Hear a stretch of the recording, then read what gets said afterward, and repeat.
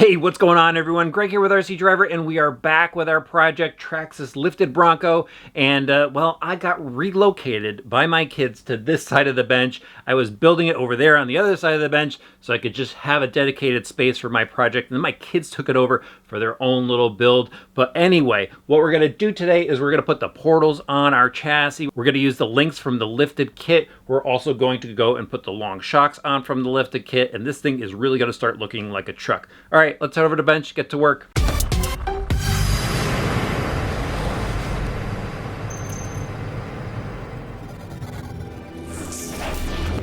All right, so the first parts that I want to talk to you guys about today are the shocks. Well, because that's the next part of the manual, but the kit does come with some really nice shocks. These are the shocks right here. It's aluminum body shock, already comes pre-assembled. You just have to put the oil in it. But you know, these work well, but of course there's options. And I actually do have the PTFE coated shock kit here. It also has titanium nitride coated shock shafts. So this is a really nice shock upgrade. It works nice and smooth and you know, might last a bit longer than the stock shock. So there is that option out there if you're just building a standard Bronco, a standard TRX4 kit, and you're looking for options. It'll also work on the Sport and the Defender and even the Tactical, so there are options there. But as you know, we are putting the lifted kit on, and that means it comes with their own shocks. It's a longer shock, so let me just grab this shock here. You can actually see the difference. So there is your stock shock with your kit, and there is your extended shock from the lifted kit. So what I'm going to do is actually go and swap out all the pivot balls on here, since I do have that hard-coated pivot ball kit. And then I'm going to go and fill the shocks with oil, bleed them as shown in the instruction manual, because that works out really well. And then I will assemble it with the springs that came with the lifted kit, because they are a bit longer. So I'm really not going to use much from the kit as far as, you know, the components that came in the box. I'm going to use the parts from the lifted kit. The only thing I'm going to use from the kit bag is the screws to put the shocks onto the links. And speaking of the links, I do need to talk to you about the links as well, because there's a change up there, as you know. And all these red links that you see here come with the lifted kit. So, you know, they've got a nice red coating on them. I am going to go swap out all the pivot balls again for those hard-coated pivot balls that I have. I have the bag right here. And the only thing I'm going to need out of the stock link bag is all the hardware that's in here to install these links. So there's my bags of hardware that I'm going to need. Not going to need these links. I'll set those aside. So why don't I start by assembling the shocks? I'll just give you a quick peek of how they look, give you any tips if I find any, and I'll move on to the links after that.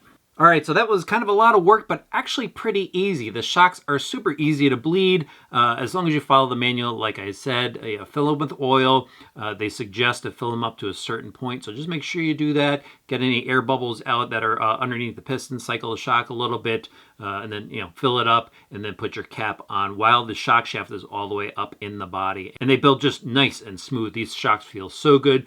Just note that the left front shock, the spring color should be 9 millimeters down, where the rest are 5. And when you go and put it on the axle, just make sure it's in the correct spot, left front. And while I was putting everything together, I did go and put those hard anodized pivot balls in, like I told you. I even went through all of the links, put all the hard anodized pivot balls in there as well. Using a shock pivot ball tool made life really easy. And I jumped ahead a little bit and started to put everything on the axle. So here I have my shocks mounted up and my links, using the hardware from the kit. Not from the lift kit, from the actual kit itself. And now I'm just going to do that to the rear as well. And then I'm going to bolt it onto the chassis. So this is coming together rather quickly. All right, let me get back to work. I'm getting pretty excited about the build at this point. It's starting to really come together. I mean, those links look awesome on there. The shocks look awesome on there. And again, everything just goes right together nice and easily. You know, the instructions are just fantastic, really well laid out. You know, everything's mounted up at this point. The links are mounted up, the shocks are mounted up. I even ran the cables up top here, put the little ball links on the end and threaded them. My only tip for you there is when you are threading on these little ball cups, use a pair of long nose pliers to hold the brass portion of it. Don't hold the cable, because the cable will crush. You don't want that to happen. So hold it in the brass area with a pair of needle nose while you twist those on. But other than that, I mean, again, everything just goes together really nicely. Now we're onto the drive shafts. And I have my drive shafts here from the TRX4 kit and the yokes and everything. But I can't just go and put these on again, because we have the lift kit on here. And in the lift kit, they do go and give you the extra drive shafts that you need. So you go to the lift kit instruction manual, and in the manual, it shows you exactly what drive shafts you need. There's little dots on the end of the drive shafts that indicate if they're long or short. So basically, you're just going to follow the diagram here, swap it out, and it even gives you the different wheelbases. So if you're putting this on a different wheelbase other than what we're building, it tells you what drive shafts to use. All right, I'm going to throw that together, and then we're going to put the big wheels on it.